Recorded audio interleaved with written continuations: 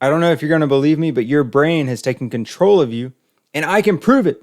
I can prove it. Watch. Going back to the herd behavior or the grouping, right? Everyone loves to be accepted. It's only natural. But also, the opposite of that is that it's natural to have a fear of rejection. And this isn't only for like a guy or a girl that wants to talk to another guy or a girl and then they're scared they're going to get rejected, so they never talk to them. It's more than that as well. You could have the fear of being rejected from a university that you've applied to or a job that you've applied for, from your parents. But all of these things, as I said, are natural. Do you know why they're natural? Because there's literally a piece of your brain called the amygdala, or however you say it. The amygdala, this is the region of your brain. This little dot in your brain is literally linked to what you feel whenever you're facing social rejection.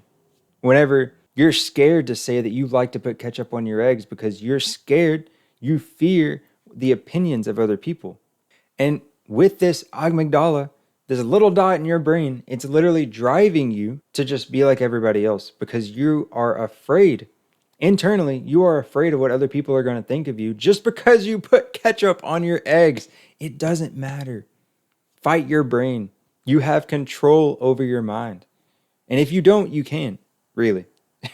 But bottom line, your brain is forcing you to conform to the commonly accepted idea because deep down, you're scared to be socially rejected because way back when in the primal days, if we acted differently than the group did, most likely maybe we were thrown out of the group and then we had to face life ourselves. As primal humans in a world where everything wants to kill you, you have to survive on your own. As I mentioned, this ancestral property of our brains is hardwired, right? It's hardwired. This comes from the survival instinct many, many, many years ago. But have you looked around? Do we need to survive the elements anymore? Do you see anybody walking around in cloth? Do you see people walking around barefoot in the wintertime? We have gotten to a point where we're comfortable.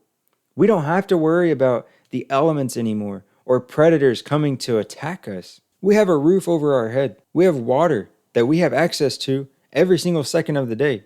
We don't have to hunt for our food anymore. We don't have to go and gather our neighbors to go into the forest, find a deer, find any type of prey, group together, and then hunt it. We don't have to do that anymore. And with this, just from having our bare necessities, right, we've become way, way too comfortable. And with comfortability has become laziness. People are lazy, like myself. We're all lazy in our own way. And this brings me to another brain function that we use every single day. It's called cognitive efficiency. This is the optimal effort required to complete a task. How can we get the most out of something by putting the smallest bit of effort into it? You know what I mean? We're always trying to get more than what we put into something. Literally, we're lazy. We want to know how to get to the same goal by completing less steps, by taking the shortcuts. The only obstacle that we have is to think. This is the same reason why it's more tempting to cheat on a test, right?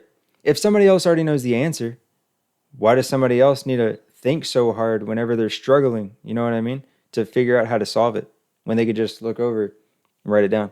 You may have used Chegg to complete your homework, only just to memorize how to do the process so you need it for the test, and then move on and get your letter grade, and then move on to the next subject. Or, how about this, more commonly, to just repeat something that you've heard from somebody else without actually putting in your effort to look it up yourself. To give you an example, there was a day, not too long ago, when this guy, Orson Welles, had created this radio series that literally gave the impression to the population of New Jersey that there was an alien invasion happening because they were listening to the radio and they heard about this story without hearing first that it was fiction. So everybody, everywhere, is just spreading the word that aliens are invading, right? Maybe they did, but who knows? There were stampedes because of this. People were fleeing their homes. They were running from their houses, trying to get out of New Jersey.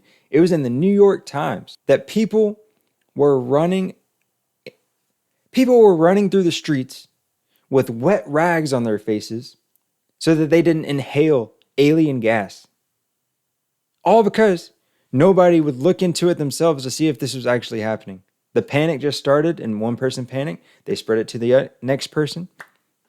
We have a worldwide panic. Back when COVID started, do you remember whenever there was a toilet paper shortage, right? This was kind of a paradox because there wasn't a toilet paper shortage. But because of what people had heard, everybody was running to the store to literally create the shortage that they were fearing. Panic. They didn't think. They just ran around, right? And I can't believe this was real. The Salem witch trials. Can you imagine today the people that talk to their pets, right? Oh, what a good boy. You would be called a witch. And not only that, you maybe, if you were lucky, would be put on trial. But then, most likely, you were to be executed. You were to be burned at the stake for talking to your dog, for talking to your cat, if people wouldn't panic. Everyone in this day was being driven by fear. I cannot emphasize this point enough, but people were just believing what anyone else said. It got to the point where you just called someone a witch, everyone freaked out. I wasn't there, but I can imagine people were just running, calling everybody a witch. You can call your neighbor a witch for sneezing. If you didn't like them, you could say that you had a dream, and they would be put on trial where you can make all these accusations. All these people would agree with you to the point where you had reputation of being the spiritual lead that could detect witches, right? When really you're just pointing out all the people that you didn't like. What? That is insane. Moral of the story. Nobody ever thought to look into it themselves. Everybody panicked, and they just believed what everybody else was saying. It could get to the point where you're living to everyone else's standards that you forget what it's like to be an individual. You know? Do you know that you're an individual? Do you know that you have a thinking process that goes on in your brain, and only you have access to that? For instance, if you're inspired by art, right? And you look at Vincent van Gogh's A Starry Night, this painting. Maybe there's something in you, maybe there's something that you've thought about that you could take inspiration from this painting and change it in your own way. And you know something, you can. If you are having that thought, that inspiration, that pull, that drive, just give me a reason why you can't. You can apply this to anything you can put your mind to. You can be an innovator. Albert Einstein, Elon Musk, Steve Jobs, these were people that were born the same way that you were. Think about that. Thinking outside the box can seem insane at first, but just look at what the results can get you. If you have a fear of failing, look at this. Albert Einstein said, a person who never made a mistake never tried anything new. Thomas Edison, he said, I've not failed. I've just found 10,000 ways that something won't work. What are you willing to do even if it takes 10,000 attempts to get it to work? Would you still be willing to do it if your closest friend or your favorite family member didn't believe that it were possible? Would you still be willing to take that extra step to prove them wrong? Because you can see the vision that you have in your head, but nobody else can. No one else can see the image that you hold in your mind of whatever it is that you're trying to do, whatever it is that you're dreaming of. We each have our very own one-in-one unique way of thinking, perspective, creativity. I heard a quote, I think, from Earl Nightingale. If you think you can do something and you aren't, you're failing yourself. And that hits deep, you know? All the thoughts that you have, but you're not doing, you're failing yourself. Just do them. Make some type of progress. Despite the opposition, especially despite when your best friend, your favorite family member, your parents, your significant other, anyone says anything different. Despite that, in the face of adversity is when you're truly tested. You're being tested to see if you're actually persistent, if you're serious about this goal that you think you have. So how long is it going to take until you start?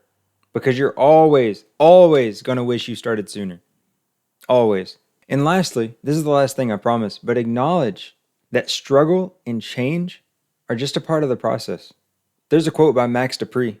We cannot become what we want by remaining what we are. It's all a part of the process. Don't be scared of it. It's all a part of the process. And plus, you're going to become a better person. You can't get to the goals that you want without becoming the person that you want to be. So accept the change. Embrace the change.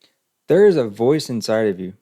More of a sensation at first, right? Just a feeling that's guiding you off your instincts, your morals, your goals, wherever it is that you want to be in life, if you could picture yourself in the place of already having your goal, that image in your mind, that dream that you have, if your actions in this image and what you're doing today don't line up, there's going to be disarray within yourself. That's normal.